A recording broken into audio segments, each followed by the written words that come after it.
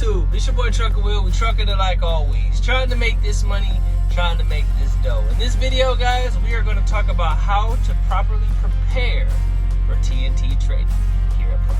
We're going to talk about it next on Trucking with Trucker Will.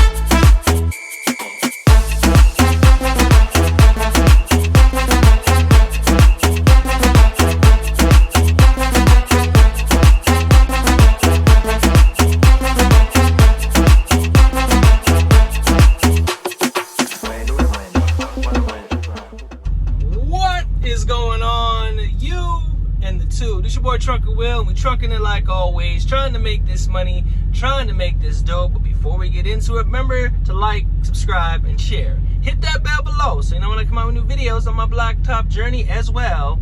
Do me a huge favor and hit the thumbs up button so it can stimulate, we like stimulation, stimulate the YouTube algorithm so they can go out to all the new drivers that are trying to come into the industry that might have some questions about TNT training over here at Prime Inc. So what we're going to do is we are going to dive right in and let's get it done.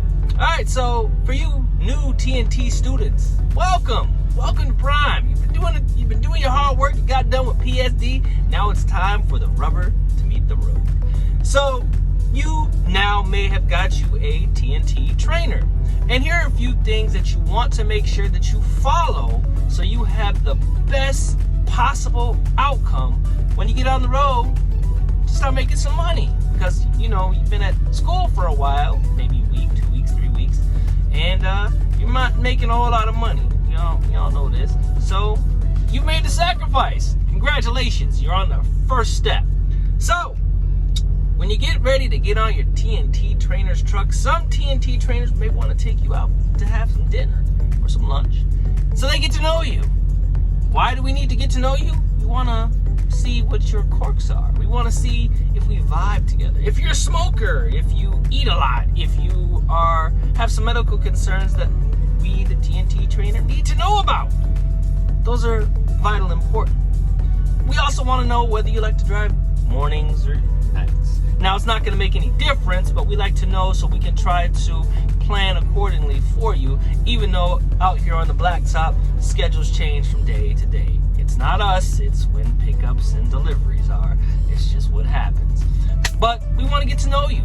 We want to know, if you have a family, if you have, a wife or girlfriend or somebody that you're sending that money to. We want to get to know you because we're going to be partners and in a tight conformed box for a pretty long time, 50,000 miles to be exact. So that's a pretty long time. So we want to get to know you a little bit. So first thing, guys, is be respectful of your TNT trainer. Be receptive. His job is to make sure that you can get down the road to get to your next load so you can get paid. Also, ask a hell of a lot of questions. Now, some TNT trainers are really just in for the money, and they may make you feel like you're getting on their godforsaken nerves.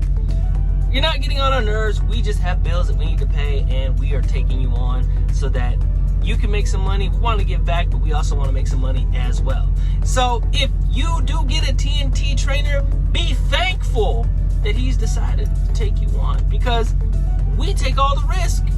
It's a risk for us. Yes, Prime's paying you, but be thankful that he's taking time out of his day, his life, to bring you into his home and help you get down the road to get to the next load to get paid so you can change your life. Now, during your interview process with your TNT trainer, he's going to ask you a few questions. He may ask you, what are your goals? What do you want to do? Do you want to be leased? Do you want to be company? Some drivers are lease drivers, some drivers are company drivers. It just depends what that person chooses. But ask some questions. But a good TNT trainer is going to open up the big old book and give you a whole dive in on what it takes to be a truck driver. He's gonna show you how to back. Now, when you're in PSD, you are in a confined and controlled environment. All those maneuvers, throw them out the window because they make no logical sense. Only maybe the straight line back is what you'll have to really pay attention to. But all the other backing maneuvers really don't use a whole lot of them out here in the real world. You don't. So, be receptive. Now, be safe as well. You know, there's drivers that I've seen, students that have their phone in their hand, they're driving, and you're the trainer back there. You don't know if we're sleeping. We're watching you. We're trying to make sure that you don't have shitty behavior or shitty habits because we want to hit those shits in the bud because we are coming into winter. And we don't want to get sucked out that window, or we don't want to be laying on the side because it hurts. We don't want to get sucked out the window. I always open up with a icebreaker and I say, just don't suck me out. Just don't get me sucked out in the window because I will haunt you. And you will never get the sweet meat ever again because every time you show up to get the sweet meat, I'm going to be there and be like, no, I can't get nothing. You can't get nothing for the rest of your life. It's just a little icebreaker. But it's funny, right? Because I'm a funny guy. But I also want you to be the best that you can possibly be while you get out here and get down the road to get to your next load and get paid. That's just my icebreaker. I try to make it as fun as possible, but I also want you to be great because if you're great, I'm great. And you can always say 20, 30 years down the road, you had a great CDL instructor that helped you be the best that you can be. That's just me. So be safe. You know, if you have questions, ask questions. There's never not enough questions you can ask because we're here to help make sure that you're successful and you're profitable. So do that. You can watch YouTube videos, but you want to pick the TNT trainer's brain so you can be the most profitable. Also, don't expect to go home right away. Don't expect it. Because you're going to be out here for a while. You may live in Georgia and we're running Pennsylvania to California. You're going to be back and forth, back and forth, back and forth, back and forth. You're going to be tired. You got to build up that endurance. You know what other things you got to build up endurance for. But yeah, you got to build up that endurance, right? So it's going to be a challenge. You're going to be running 10 hours, 11 hours a day, running back and forth. Those high val loads, you might not know what a high val load is. There's no stopping. And if there is stopping, it's just to stop, shit, piss, shower, fuel, and you got to keep going. And in those high val loads, you can't stop within the first 200 miles. So your bladder is going to get a real test real quick. So make sure that you get an understanding of how this truck rolls. You're in this trainer's home. Some trainers are very clean, some trainers are nasty. Just depends on how that trainer is. Also, bringing a lot of crap on with you. Don't bring a whole lot of crap with you because this is the trainer's home. He's gonna have pretty much every nook and cranny crammed with his stuff because most of the time he is solo. He may be nice enough to leave a little spot, little area for you, for your stuff. But don't bring a whole lot of baggage with you. Be light, because you gotta be able to move in and out, stuff like that. Also, if you are backing or you are going into a truck stop, outside of you knowing what you're doing, if you're not sure, ask the trainer. He is not that sleep. I'm never that sleep. Ask me whenever. I may be in a deep sleep, but I will be quick to, because I don't know what's wrong. I might have to get up and drive because you're tired and you didn't realize how stressful the job is. It's more than just sitting behind the wheel. There's a lot more to it. Also, when you get ready for TNT training, I try to get my students ready for the road. So I might take you to T-Mobile or Verizon or a place like that so you can get a proper cell phone if you are on some Cricket or some Straight Talk. You need service wherever you are. Not having service can be detrimental to you making money. That's what a good trainer might do. Also, your food. If you like to exercise, if you like to eat, and if you're all of those things, be aware. In California, there is not that many truck stops, so you got to start managing what you're eating and how you're eating and when you're eating. Because there's not a whole lot of truck stops, so you might be going to the employee-only bathroom, which is on the side of the highway between the tractor and the trailer, and they'll throw you a thing of toilet paper so you can wipe your hind parts. Just saying, right? Also, guys, now, For the females out here, the lady truck drivers, they can push these big old trucks, and you watching this video, welcome to trucking. It's tough, but the ladies can do it. Now, I've seen videos with ladies having their monthly visitor that decides to show up whenever he decides to come, or she decides to come. Trainers are not necessarily responsible for those specific things that you need to have when your monthly visitor comes. But hey, if you communicate and you have a good trainer, he's gonna sympathize with you. Whether it's a guy or a girl, he or she will sympathize with you and try to make sure that you can get to the spot that you need to get to, so you can take care of your needs. Those are needs. It's a need. So make sure you have that understanding. It's not our job to know when that thing, but a good trainer may ask you, hey, blah, blah, blah, to be respectful, do you have all your stuff that you need?